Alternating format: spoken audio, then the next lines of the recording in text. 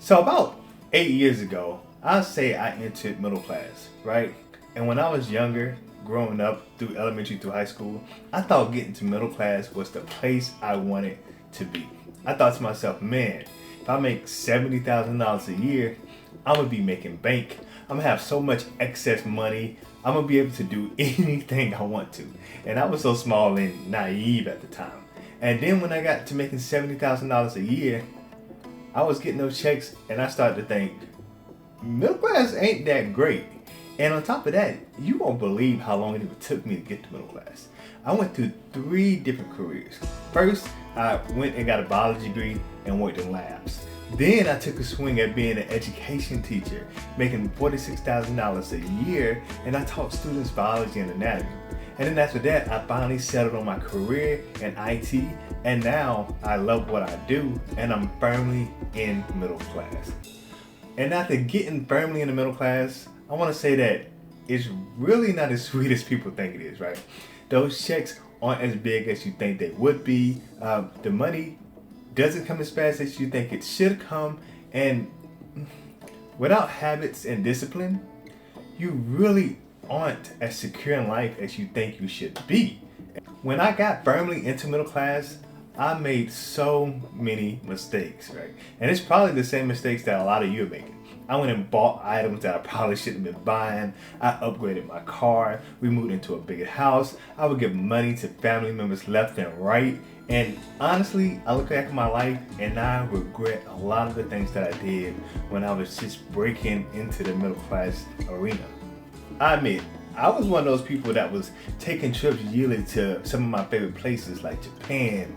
We would visit Dallas. We would visit places all over the world. And we wasn't even properly planning for it. We would just get up one day and say, hey, I think I want to go here. Or hey, I think I want to buy that, right? And it took me a long time to really sit back and reflect on my life and recognize all the mistakes that I was making. And that's kind of the premise of this video. I want to go through 8 mistakes that I made in my life when I first entered middle class that I don't want you to make. So let's get into it. Mistake number 1, living paycheck to paycheck. I'm sad to admit it, but when I first broke into middle class, I was living paycheck to paycheck, honestly, right? I was a young kid who got out of college and I never had a lot of money. So when I would see those checks roll in, the first thing I was thinking is, man, I really worked hard for this. I went through school, right? I studied all those years. I've earned to be able to splurge on things for a little while. And you know what splurging got me? A very, very empty bank account. And I really don't want you to experience that in the same way I did. So when you first start making money, the first thing you need to do is focus on building a solid foundation of income, right? So when you get that money, don't immediately start spending it, because you're gonna find yourself living paycheck to paycheck. And then what you're gonna do is not really and truly be living life, because you're always gonna want tomorrow to come so you can get that next check. Mistake number 2 is lifestyle inflation. And you can define lifestyle inflation super simple. Is whenever you get a raise, the first thing you do is increase how you're living. And what does that mean? As soon as you get a raise, you go and buy a bigger house. As soon as you get a raise, you go and get a luxurious car, or you upgrade your wardrobe, or you start taking trips. Lifestyle inflation is something that's going to keep you broke, right? So whenever you get a raise, don't immediately start spending money. What you want to do is try to live life the same way you were living prior to getting that raise. Once you start seeing that extra income piling up in your bank account, then you can splurge a little bit. Maybe you start to take extra trips at that point. Maybe then you go and buy that nice car you always wanted. But one thing you don't want to do is match your new lifestyle with how much money you just started making. Because the only thing that's going to do is keep you broke. And trust me, I've experienced it in the past, and I don't want you to go through that. Problem number 3 is normalizing debt. College students are the biggest debt normalizers I've ever met. And I was one of them, right? When I was in college, I used to get credit cards so me and my friends can go to concerts. We can go and buy clothes to go to parties, and week to week, we'll be just swiping that credit card like we never had to pay it back. And then on top of that, after I graduated college, I got into education, and you know what the educators told me? They said, It doesn't matter how much money you spend when you're going to college because the government's just going to forgive it. And even after that, when I thought about going to medical school, they also told me, look, you can pile on as much debt as you want to. It doesn't matter because when you get that job, you're going to easily be able to pay it off with that new salary that you get. But the truth is, we should never be normalizing debt. Right? Having a mindset where you normalize debt is the easiest way for you to stay broke throughout your life. So, one thing you never want to do is normalize debt. Don't look at a house payment and think, man, when I get my new job, I'm going to easily be able to pay that off.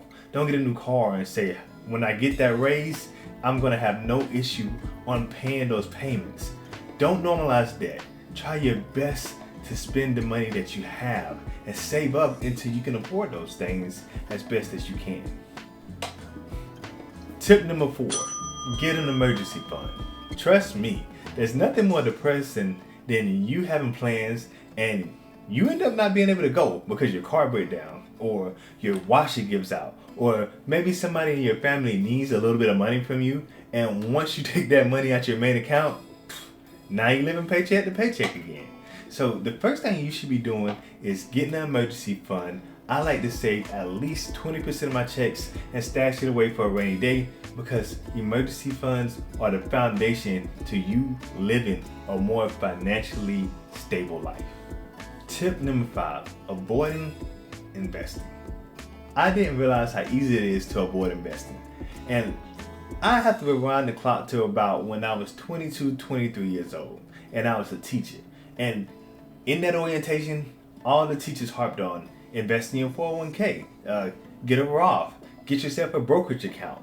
And I used to think to myself, why would I stash my money in a place where I can't reach it? You know how ridiculous that is? Or I used to think, why would I put my money in an HSA? I can use that extra $200 today to go buy me some new clothes. I can use that extra $200 a day to help out my family members. Avoiding investing is super easy, right? Because a lot of people live in the now and they forget to invest in the future. But the longer you avoid investing, the harder it is for your money to start compounding and working for you. My suggestion to you is invest as soon as you can and as early as you can because you want all of your dollars working for you as fast and as soon as possible. Compound interest is going to be the single most important thing in your life.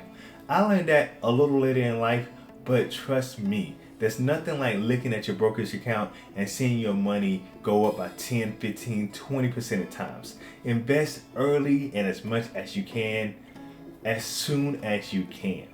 Tip number 6, not tracking spending. I used to not track my spending, and I used to tell myself, what I'm gonna do is give myself a mental note of how much money I can spend on certain things, and I'm gonna stick to it, right? I didn't write it down. I used to just trust in myself to mentally budget out my plans. Worst decision I ever made in my life, right? I used to end up going to restaurants spending $100 at a time. I would go in the clothes store and spend money and forget how much I spent at the restaurant, right? Not tracking every dollar that you have is one of the single most biggest mistakes you can ever do in your life, right? Because when you don't track your dollars, things get tough. Money just start disappearing. You'll look in your bank account and be like, I know I just had $400. Why does it show $110 now? Not tracking your money is going to be one of the single worst mistakes you can ever make, and it's going to continue to keep you broke unless you implement a plan where you can track your money and understand exactly where every dollar goes. Tip number 7, no long-term plan. Living for today isn't going to do anything but cost you more stress tomorrow. And what do I mean by that? For example, when I was about 24, 25, we used to have these huge Christmases in my family, right? And there was one year where my older brother brought me some Jordans. And at that time, didn't have a ton of money. And when he bought me those Jordans, I was super grateful. I remember at the time, I believe I only got him a gift card that was for 25 bucks. He used to love to play Xbox, so I was thinking he would love an Xbox gift card. But the difference in the amount of money that we spent, his $300 on those Jordans versus the $25 was significant in my mind, right? So what I ended up doing, the next year, I ended up buying him a pair of Jordans and an outfit for those shoes. But the truth was, I couldn't really afford it. I went and swiped my credit card so I can impress my brother with things that he didn't even care about. I was living in today, but I wasn't investing in my future. I could have took that same $300 and put it in a brokerage account and made 10%. I could have took that same $300 and helped my brother with his mortgage. I could have did things that would have benefited not only my future, but his future as well. But I was too busy thinking about the now instead of thinking about the future. And that's a mistake that I don't want you to make. Make sure you're continuously thinking about how the decisions you make today are going to affect not just 30-year-old you, not just 40-year-old you, but 50, 60-year-old you when you're not as strong as you can be and you're not in the workforce making as much money as you're currently making. Number 8, waiting for motivation. Waiting for motivation to achieve your goals is probably something that you're going to have in common with every single person that you meet. I know it's something that I have in common with a lot of people, right? There was times where I needed to wait the motivation to study when I was in college. There was times when I wanted to wait for motivation to make YouTube videos. There was times when I had to wait for motivation to even do simple stuff like plan for things in my life or start journaling to reflect on the things that I did that day. Waiting for motivation is something that's going to continually hinder you from reaching your dreams. And motivation isn't the thing that you need to reach your dreams. It's systems and continually being disciplined within those systems that's going to help you achieve all the things that you want to achieve.